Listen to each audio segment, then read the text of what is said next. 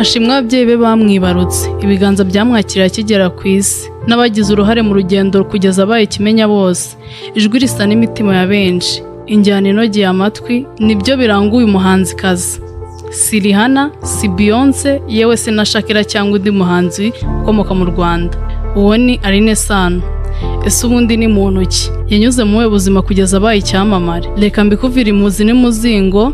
Ndi Yvonne Amasengesho. Aline Sano yavutse ku wa 10 Ugushyingo mu mwaka w'1995. Avukira mu mujyi wa Kigali, mu karere ka Kicukiro, mu murenge wa Kigarama. Ababyeyi be bamwise Aline Sano Shengero. Yavutse ari umwana wa gatatu mu bana 5. Avuka mu bakobwa 2 no mu bahungu 2. Ubuzima bwe nibwo ari bworoshye habe na gato. Yabuze se akiri muto cyane ku myaka 5. Hari mu mwaka w'2000 asigara arerwa na nyina. Yasoje amasomo ye muri kaminuza y'u Rwanda aho yize icungamutungo.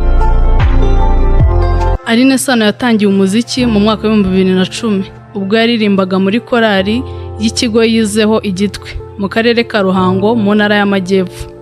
Yakomeje gukora umuziki muri korali, yigisha bagenzi be baririmbanaga kugeza mu mwaka w'2015 ubwo yahinduye igitekerezo ava muri korali. Aline Sano yavuye muri korali mu mwaka w'2015 ubwo yagiraga ibyago akabura umuvandimwe we mu mpanuka, yarangiza agatabarwa n'abavandimwe bo hanze bataririmbanaga, kandi we yari yizeye ko abavandimwe be bo muri korali bazamuba hafi nk'abantu yiyumvagamo kurusha abandi. Nibyo byatumye asezera korali ubwo asa n'ubivumbuyeho. Avuga ko muri icyo gihe musaza we nawe wari usanzwe atunganya umuziki ari bwo yamusabye kwiga indirimbo zitandukanye nizo yari asanzwe amenyereye muri korali. Yinjira mu muziki atyo bakunda kwita uw'isi.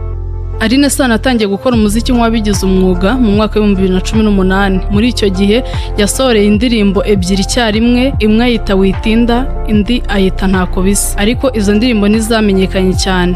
Ariko ntiyacitse intege, yahise asohora izindi ndirimbo zirimo Nareme Wowe na Rwiyoborere, arizo zamuhesheje kumenyekana. Ku wa 18 Kamena mu mwaka w'2020 Aline Sano yakoze igikorwa cyitwa Listening Party, aho yatumiye inshuti n'abavandimwe kugira ngo bumve alubumu mbere y'uko isohoka ku mugaragaro ku wa 5 tariki ya 23 Kamena mu mwaka w'2020. Alubumu yayise Rumuri, izina rituruka ku rumuri, risobanura kwishakamo imbaraga zo kumurika no kumurikira abandi. Na alubumu yitiriye indirimbo yitwa Rumuri. Muri iyi alubumu Aline Sano aririmba ko umuntu, cyane cyane umukobwa, agomba kubera abandi urumuri, kandi ko ibibazo byose ahura nabyo agomba kubyikemurira akishakamo ibisubizo. Alubumu yatangiye gukorwa mu mwaka w'2020 ikaba igizwe n'indirimbo 13.